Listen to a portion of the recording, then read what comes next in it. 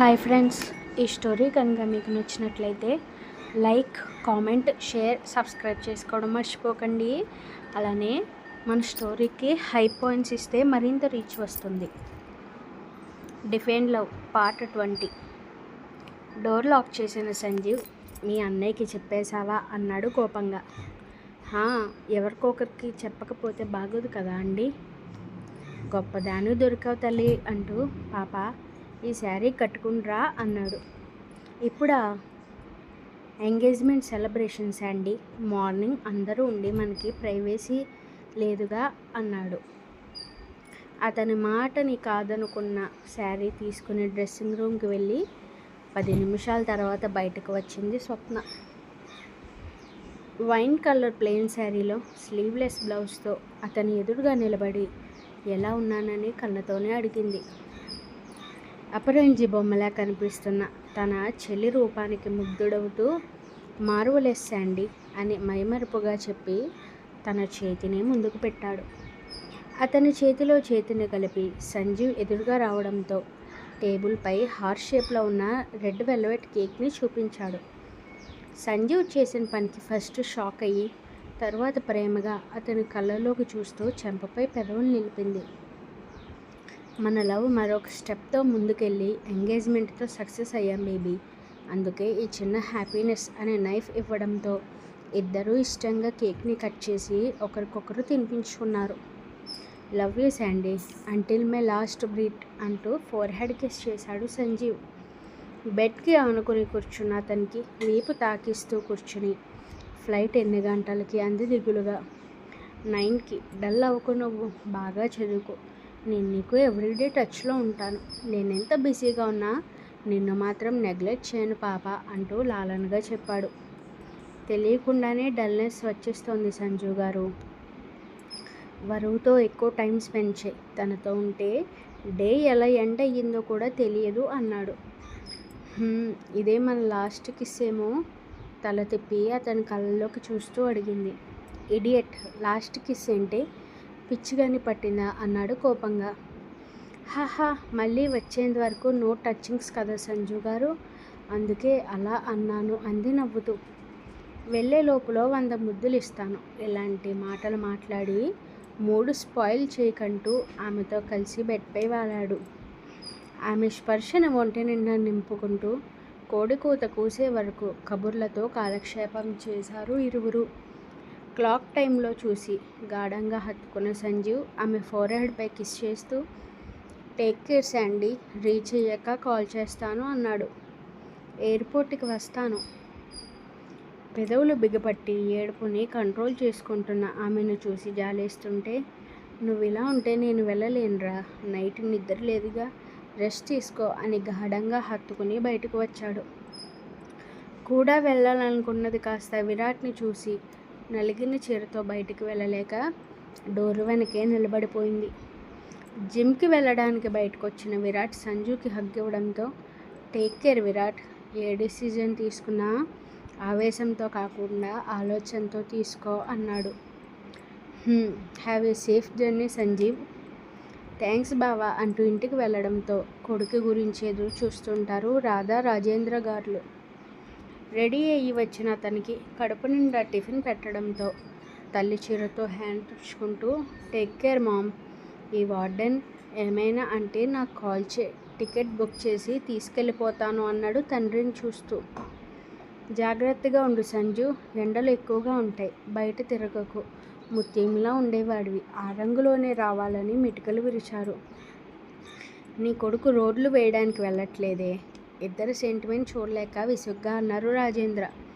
మీకెప్పుడు కుళ్ళే మా ఇద్దరిని చూసి. ఎయిర్పోర్ట్కి నేను కూడా వస్తానని బాధగా చెప్పారు. వాటర్ ప్రాబ్లం ఉంటే ఫ్లైట్స్ ఫ్లై అవ్వవు రాదా, సర్కాస్టింగ్గా చెప్పి కొడుకు బ్యాగ్ కారులో పెట్టారు. బాయ్ మామ్ అంటూ తల్లి కన్నీళ్లు తుడిచి కారులో కూర్చోవడంతో వాణి నుండి వస్తున్న కాల్ లిఫ్ట్ చేస్తూ ఆ ఫీల్ నుండి బయటకు వచ్చారు రాధ.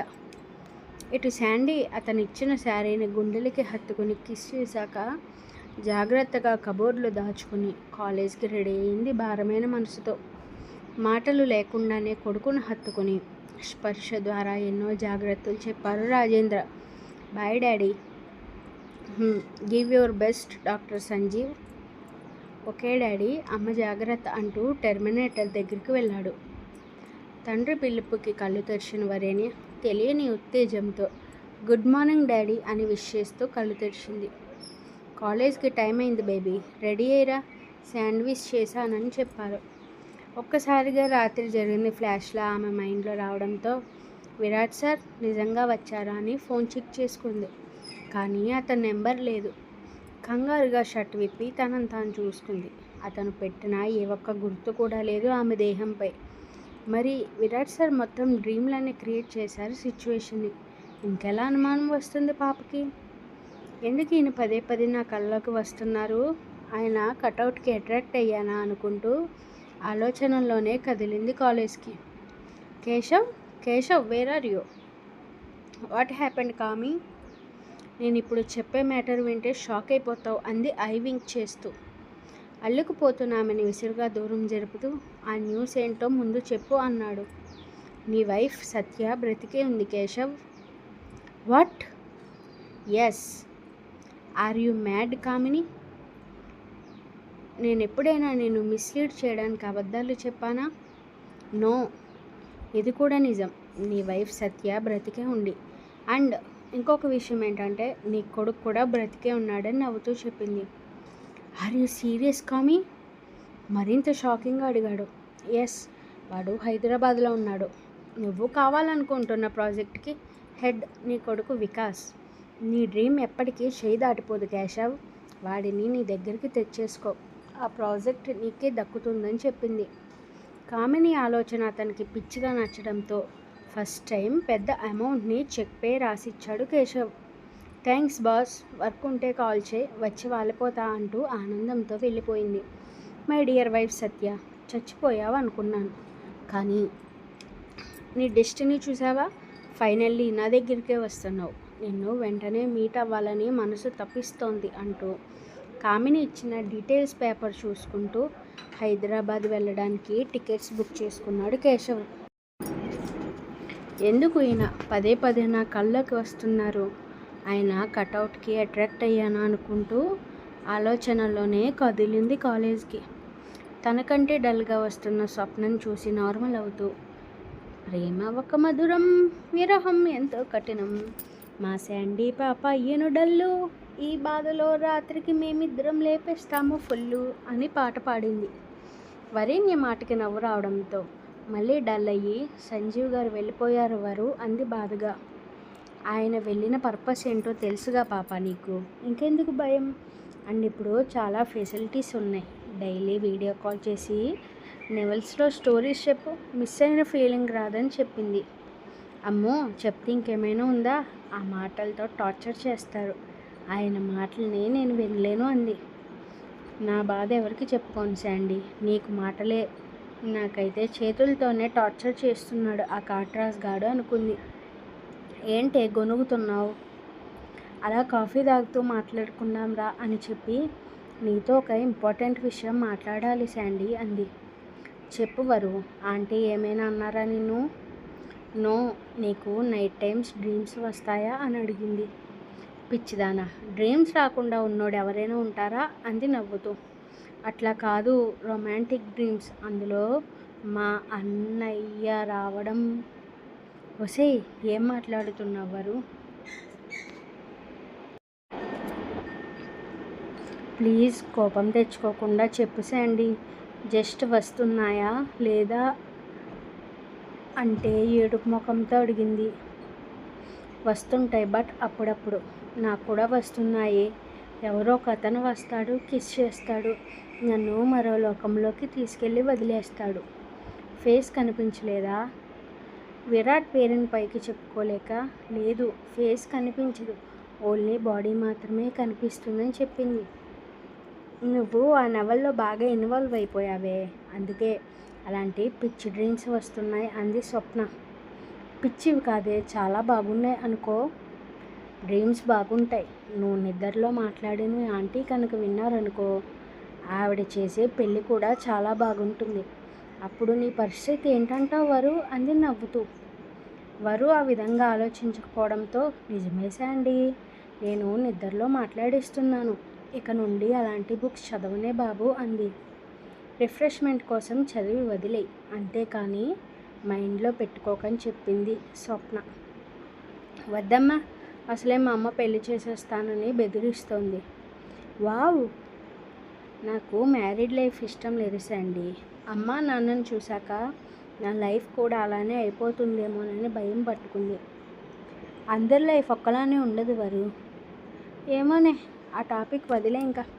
పద క్లాస్కి వెళ్దాం అంటూ లేవగానే, కంగ్రాట్స్ శాండీ పాప అని విష్ చేశాడు సమీర్.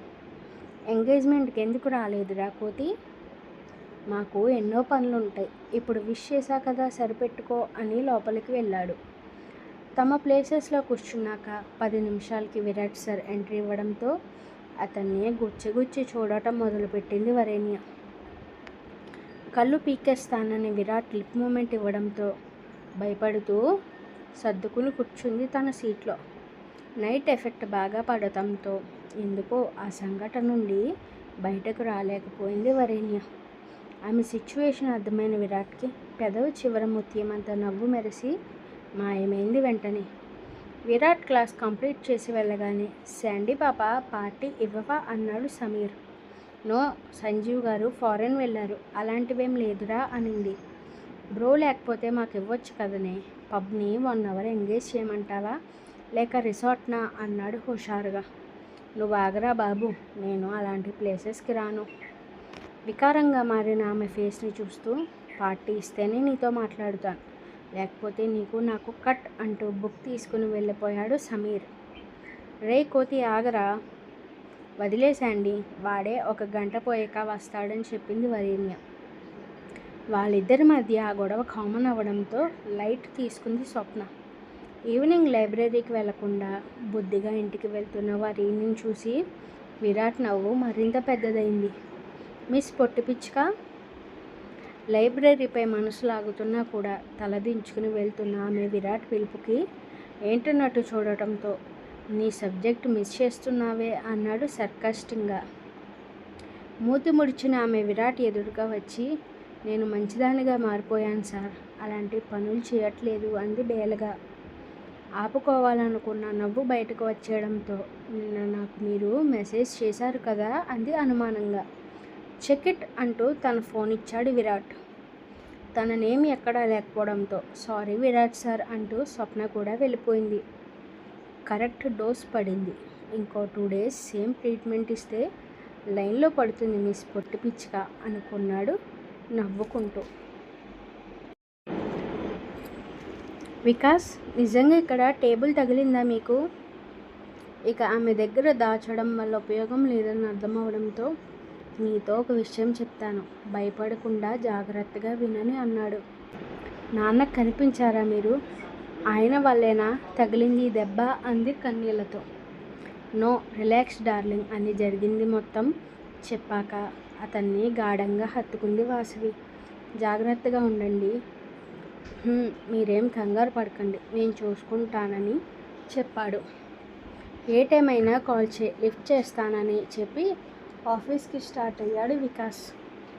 జరిగింది మొత్తం అత్తగారికి చెప్పాక, నేను బ్రతుకున్నానని తెలిసిపోయిందా అనుకున్నారు భయంగా. మీ అబ్బాయి ఉన్నారుగా ఆంటీ, కంగారు పడకండని ధైర్యం చెప్పింది వాసవి. వాడి క్రూరత్వం గురించి నీకు తెలియదు తల్లి, వాడి వల్లే నేను ఎంతో కోల్పోయానని బాధగా చెప్పారు. వికాస్ గారికి చెప్తాను మరొక హౌస్ చూడమని, షిఫ్ట్ అయిపోతే మనకి ప్రాబ్లం ఉండదుగా అంది. వాసవిని మరింత భయపెట్టలేక, అలానే చేద్దాం తల్లి అంటూ బీపీ లో అయిపోతుంటే ట్యాబ్లెట్ వేసుకొని పడుకున్నారు. చాలా వీక్ అయ్యాను కేశవ్, ఎంతో ఇష్టపడి పెళ్లి చేసుకున్నాను నిన్ను, కానీ నువ్వేం చేసావు? నీ వల్ల నా లైఫ్ని, సంతోషాన్ని, నా కుటుంబాన్ని, నా మానాన్ని మొత్తం కోల్పోయాను. ఒక్కసారి కూడా నేను నీ భార్యని అని గుర్తుకు రాలేదా? డబ్బు మదంతో కట్టుకున్న భార్యని అందరి పక్కల్లోకి పంపించావు. ప్రశాంతంగా ఉండాల్సిన నా జీవితం అనుక్షణం సంఘర్షణని మోస్తోంది. నేను చనిపోయేలోపు నీ చావును చూడాలి, నీ పతనాన్ని చూస్తూ నేను నవ్వాలి. నీ చావును వెతుక్కుంటూ నువ్వే వస్తున్నావు. ఇక నుండి స్టార్ట్ అయింది నీ కౌంట్ డౌన్ అంటూ నీరసంతో కళ్ళు మూసుకున్నారు. ఇటు వికాస్ మాత్రం తన బాస్తో జరిగింది మొత్తం చెప్పడంతో నువ్వేం చెప్పలేదు కదా వికాస్ అని కంగారుగా అడిగాడు. నో సార్, నేనేం చెప్పలేదు. బట్ ప్రాజెక్ట్ కంప్లీట్ అయ్యే వరకు మనం జాగ్రత్తగా ఉండాలని చెప్పాడు. వెల్డన్ వికాస్, నీలో ఈ సిన్సియారిటీ నాకు చాలా బాగా నచ్చింది. ఈ ప్రాజెక్ట్ కంప్లీట్ అయ్యాక ప్రమోట్ చేస్తాను నిన్నని అభిమానంగా హత్తుకున్నాడు. థ్యాంక్స్ సార్, అండ్ నాకు 2 days లీవ్ కావాలి. షూర్, టేక్ కేర్ వికాస్ అని పర్మిషన్ ఇవ్వడంతో మరోసారి వాసవికి కాల్ చేశాడు. అప్పటికి ప్రతి గంటకి కాల్ చేస్తూనే ఉన్నాడు అతను. లిఫ్ట్ చేసిన వాసవి అంతా నార్మల్గా ఉన్నానని చెప్తూ డోరు చప్పుడుకి వెళ్ళి చూడగానే వికాస్ గారు, ఎవరో 4 మనుషులు వచ్చారని భయంగా చెప్పింది. వాసవి, డోర్ ఓపెన్ చేయకు, నేను ఇప్పుడే వస్తున్నానని అతను కాల్ కట్ చేసి కంగారుగా బైక్ స్టార్ట్ చేయడంతో ఈలోపు ఆ చిన్న తలుపుల్ని పగలగొట్టి లోపలికి వచ్చేశారు 4. అచ్చు వికాస్ని చూసినట్టు అనిపిస్తుంటే భయంగా 2 అడుగులు వెనక్కి వేసి ఏమైనా చేస్తే మర్యాదగా ఉండదు అని చెప్పింది లేని ధైర్యం నటిస్తూ. బాయ్స్, జాగ్రత్తగా చూసుకోండి, అసలే నాకు కాబోయే కోడలని వికిలిగా చెప్పి సత్య డార్లింగ్, ఓయ్ డార్లింగ్ ఎక్కడున్నావు? ఇన్ని సంవత్సరాల తర్వాత మొగుడొచ్చాడని రెస్పెక్ట్ ఇవ్వడం లేదా అన్నాడు నవ్వుతూ. ఉలిక్కిపడి లేచిన సత్యగారు వాసవి గురించి భయపడుతూ వీల్చైర్లో బయటకు రావడంతో ఆవిడను చూసి పెద్దగా నవ్వడం మొదలెట్టాడు.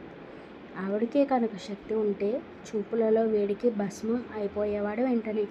చూడు డార్లింగ్, ఆ రోజు నా కాలుపై షూట్ చేసి పారిపోయావు. కాలం ఏం చేసింది? నీ కాళ్ళను కూడా తీసేసిందని ఆవిడ ఎదురుగా కూర్చుంటూ రంగు ఒక్కటే తగ్గావు, నీలో ఏ మార్పు రాలేదని ఆవిడ పెదవిని రబ్ చేస్తూ అన్నాడు కేశవ్. What next?